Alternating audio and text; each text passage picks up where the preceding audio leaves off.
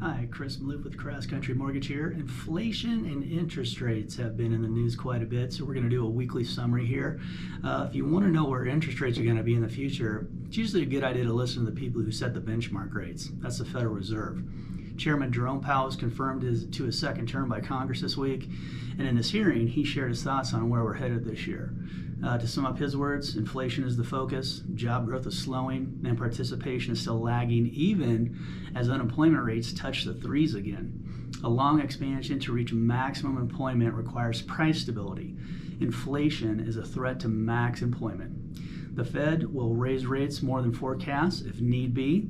In short, it's not 2020 anymore. It's time for a new normal. Spiking mortgage rates. This week, mortgage rates saw their largest weekly increase since March 19th of 2020, right around the time the pandemic sent shockwaves through the market.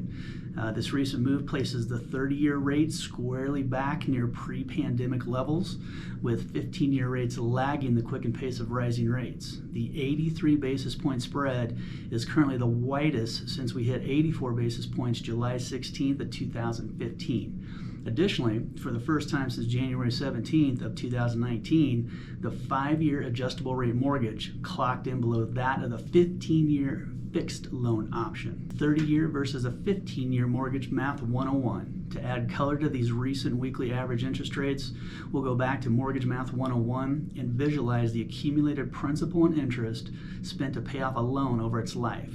Using the $400,000 mortgage loan assumption in this graph, we clearly see that spending $84,000 in interest is a better financial choice than obviously spending $243,000 in interest, assuming you can afford the higher monthly payment with a 15-year and do not have a better alternative use for your capital. Simplifying mortgage options. While the amortization chart above is the typical go-to for presenting current day loan options, while also calling out that interest rates are near their historic lows, what if there was a better way? So let's take a look at one more graph. I'm a recovering accountant.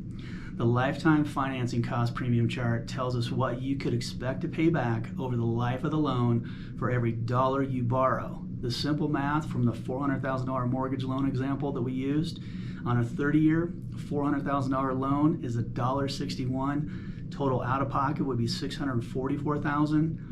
On a 15-year, on a $400,000 loan at $1.21, it's $484,000. So obviously showing a big difference in total money out of pocket. For those with a math mind, you are already likely playing around with these numbers in your mind to explain the benefits of a 15-year over a 30-year loan in an even more concise statement. Well, in that case, here's how to interpret things further. The interest you could expect to pay for a 30-year mortgage is 2.9 times more than that of a 15-year over the life of the loan.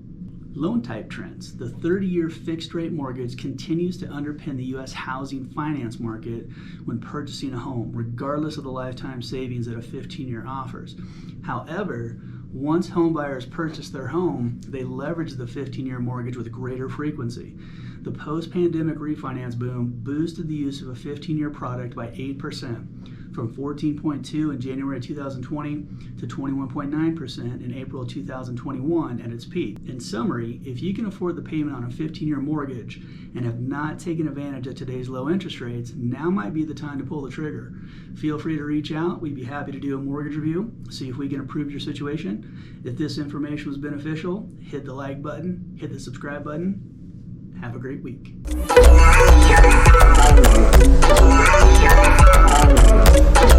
Yeah.